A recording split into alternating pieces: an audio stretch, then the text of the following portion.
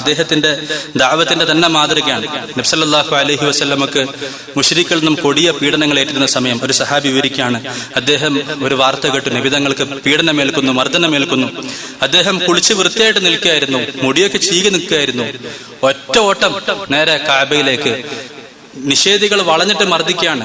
ഉത്തരേന്ത്യയിലുള്ള മർദ്ദനത്തിന്റെ രംഗങ്ങൾ മുമ്പിൽ വേണം, എന്നാലും നമുക്ക് ഗോത്രവർഗ്ഗക്കാരായിരുന്ന അറബികളുടെ പീഡനം എങ്ങനെയാണെന്ന് മനസ്സിലാകൂ. അദ്ദേഹം ഇടയിലേക്ക് ചാടി വീണിട്ട് പറഞ്ഞു,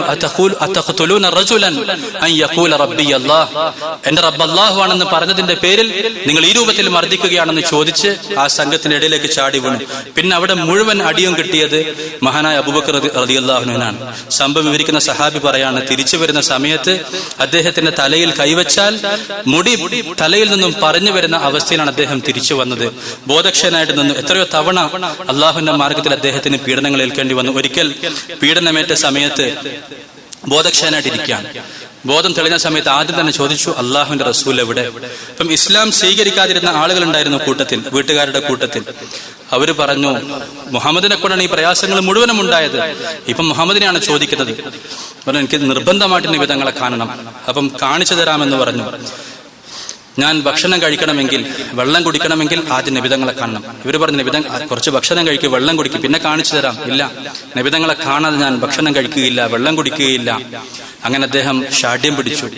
ആളുകളൊക്കെ നടന്നു പോകുന്ന സമയം കഴിഞ്ഞതിന് ശേഷം വീട്ടുകാർ അദ്ദേഹത്തെ താങ്ങിയെടുത്തുകൊണ്ട് തങ്ങൾ താമസിച്ചിരുന്ന, തങ്ങൾ സഹാബാക്കളെ പഠിപ്പിക്കാൻ വേണ്ടി സമയം ചെലവഴിച്ചിരുന്ന ദാറു അർക്കമിലേക്ക് കൊണ്ടുവന്നു. നബിതങ്ങൾ സദസ്സിലിരിക്കാൻ. ആ സമയത്ത് അബൂബക്കർ റളിയല്ലാഹു അൻഹു വരുന്ന അവസ്ഥ കണ്ടിട്ട് തങ്ങൾ എഴുന്നേറ്റ് കരഞ്ഞുകൊണ്ട് അദ്ദേഹത്തെ ആലിംഗനം ചെയ്തു. പീഡനമേറ്റു, ബോധക്ഷയനായി. ബോധം തെളിഞ്ഞ സമയത്ത് വെള്ളം ചോദിച്ചില്ല, ആഹാരം ചോദിച്ചില്ല, മറ്റു കാര്യങ്ങൾ അന്വേഷിച്ചില്ല. ആദ്യം പറഞ്ഞത്, അള്ളാഹുവിന്റെ റസൂൽ എവിടെ?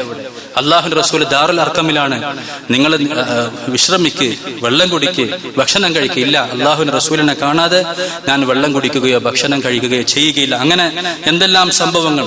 അദ്ദേഹത്തിന്റെ തഖ്വ നമുക്ക് മാതൃകയാണ്.